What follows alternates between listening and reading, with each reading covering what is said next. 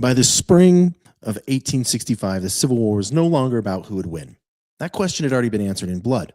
What remained unanswered was far more dangerous. How would it end? 4 years of industrial killing had hardened both sides. Cities lay in ruins, armies were exhausted, families were broken, and beneath it all, a lingering, terrifying possibility that even after defeat, the war might refuse to die. Appomattox was not inevitable. It was not guaranteed. It was not just a military event. It was a moral crossroads.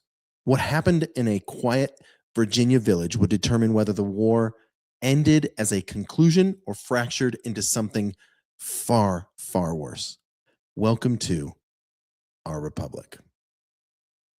When in the course of human events it becomes necessary for one people to dissolve the political band, sailors and airmen of the Allied Expeditionary Force. Well, I think it's time we ask ourselves if we still know the freedoms that were intended for us by the founding fathers. Not Those three hallowed words reverently dictate what you ought to be, what you can be, what you will be. we pledge to each other our lives, our fortunes, and our sacred honor.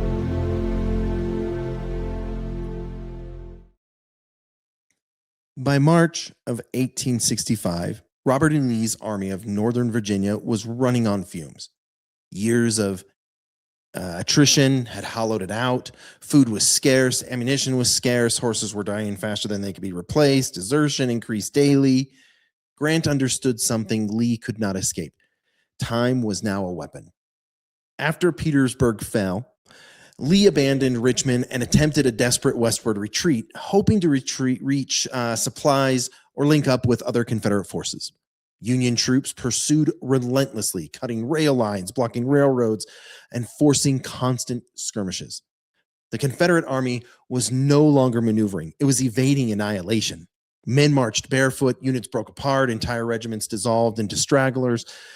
Still, Lee pressed on, clinging to the hope that one more movement might save his army. That hope died at Appomattox Courthouse. Ulysses S. Grant was not chasing glory. He was chasing finality, right? Unlike earlier Union generals, Grant didn't seek dramatic battlefield victories. He sought irreversibility. He understood that the Confederate Army did not need to be destroyed to end the war. It needed to be convinced it could no longer continue. And when the Union cavalry cut off Lee's final escape routes and infantry closed in from all sides, Grant knew the moment had arrived. Lee's army was surrounded, exhausted, and starving. Further resistance would accomplish it would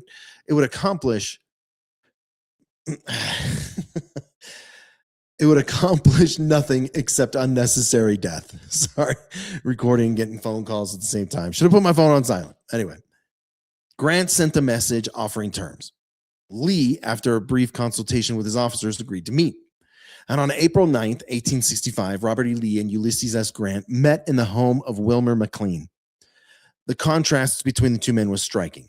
Lee arrived immaculately dressed, sword at his side, bearing the dignity of defeat but a disciplined commander. Grant arrived mud-stained, wearing a private's coat, focused entirely on business. It was not a ceremony. It was not theatrical. It was quiet, restrained, and deliberate. Lee formally acknowledged his surrender of his army, and Grant listened. Then did something extraordinary. He refused to humiliate his enemy. Grant's surrender terms were simple and revolutionary. Confederate soldiers would lay down their arms, sign paroles promising not to fight again, and be allowed to return home. Officers could keep their sidearms, men could keep their horses critical for planting crops, and there would be no mass arrests, no trials, and no reprisals. Grant explicitly instructed Union troops not to celebrate. There'd be no victory parades, no cheering, no taunting of defeated men. This was not mercy born of weakness. It was restraint that was actually born of wisdom. Grant understood that how to end the war, how the war ended, would shape what came after it. The vindictive peace would breed resentment. A disciplined peace might preserve the nation. And Lee accepted the terms. The war in Virginia was over. Appomattox did not end all fighting instantly. Other Confederate forces would surrender in the weeks that followed, but the war's spine had broken. More importantly, Appomattox established a precedent. The United States would not execute defeated leaders, imprison entire armies, rule the South through permanent military terror.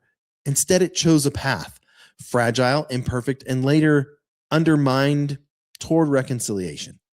That choice was not guaranteed. It was made, and it was made at Appomattox. Civil wars have a habit of destroying nations even after the fighting stops. They leave behind bitterness, insurgencies, cycles of revenge. History's full of these examples. Appomattox offered America something rare, a clean military conclusion without total moral collapse. The soldiers who marched home carried defeat, but not disgrace. The Union preserved victory, but not cruelty. And this did not solve the nation's problem. Reconstruction would fail in many ways. Division would linger, but Appomattox proved something crucial. The United States could end a civil war without abandoning its identity as a republic. Appomattox was not the loudest moment of the Civil War. There was no cannonades, no charges, no historic last stands, and this is precisely why it mattered. It was the moment when victory restrained itself, when power chose discipline over vengeance, and when the nation decided that ending a war mattered more than humiliating the defeated. I really appreciate you taking the time to listen. And remember, history isn't boring. It's the story of a civil war that ended not with vengeance, but with a decision that shaped the nation that followed. I'll see you next time.